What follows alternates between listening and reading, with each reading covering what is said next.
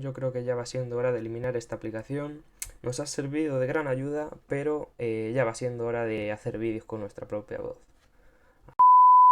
Pues sí, esta es mi voz. No sé si os la esperabais distinta o qué, pero la cosa es que a partir de este vídeo voy a intentar hacer ya los siguientes vídeos con mi propia voz, porque desde que empecé el canal de YouTube hasta ahora, como ya sabéis, he estado utilizando una aplicación de un narrador, pues eso, una voz artificial.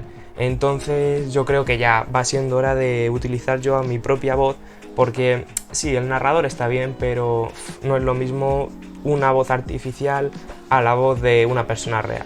Y luego también, bueno, lo estaréis notando, estoy nervioso, es mi primera vez haciendo un vídeo con mi voz real, así que eso, intentaré mejorar, pero ya os digo que en este primer vídeo vais a notar que estoy muy nervioso. Pero bueno, no vengo a contaros mi vida, sino a hacer un vídeo sobre motores turbo y motores atmosféricos aquí en el juego de Absoluto Racing. Sí, en el vídeo de hoy va a consistir en eso, en ver las diferencias que hay entre un motor turbo y un motor atmosférico, porque en Absoluto Racing, aparte de que tiene un montón de coches, hay coches con motor turbo y motor atmosférico. Entonces, lo primero que vamos a hacer va a ser explicar un poco, así por encima, la diferencia entre un motor turbo y un motor atmosférico, y luego nos iremos al juego para ver las diferencias entre eso, un coche con turbo, que vamos a utilizar un Mercedes AMG GTR, y un coche con motor atmosférico, que vamos a utilizar un Porsche 911 GT3 RS. Bueno, pues empezamos con el motor turbo. ¿Qué es el motor turbo? Pues el motor turbo es un tipo de motor de combustión que llevan los vehículos, que a diferencia con el motor atmosférico, que luego os hablaré de él, este motor lleva turbo, como su nombre indica. Y diréis, ¿cómo funciona? Pues muy fácil. Básicamente el turbo lo que hace es comprimir el aire, posibilitando que el motor reciba más oxígeno y así poder hacer la mezcla de oxígeno con el combustible. Ok, y ahora pasaríamos al otro motor, que es el motor atmosférico. Este motor atmosférico es otro tipo de motor que tienen los vehículos, que en diferencia con el anterior no tiene ningún turbo. Y diréis, ¿y cómo funciona? Pues básicamente lo que hace el motor es tomar el aire del exterior de la calle a presión atmosférica y por efecto de aspiración, porque lo que hace el motor es aspirar el aire de fuera, de la calle, como ya hemos dicho, y lo empuja a la cámara de combustión a través de un colector de admisión. La diferencia que podemos ver es el tema de las revoluciones. Ahora que estamos llevando el Mercedes si os dais cuenta, en el tema de las revoluciones podéis ver que corta a 7000, 7500 vueltas.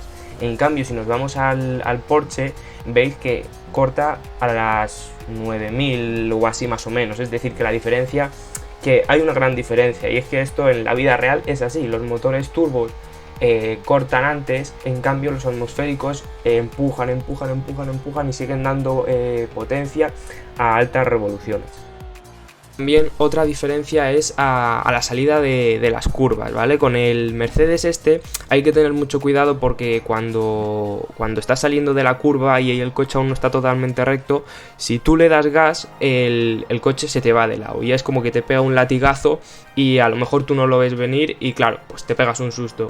En cambio con el Porsche, al ser un coche atmosférico que te entrega la potencia más lineal y más progresiva, pues no te pega ese latigazo inesperado, ¿no? Dice, a lo mejor lo puedes ver venir, decir, uy, si le doy aquí un poco más de gas, el coche se me va a ir de lado.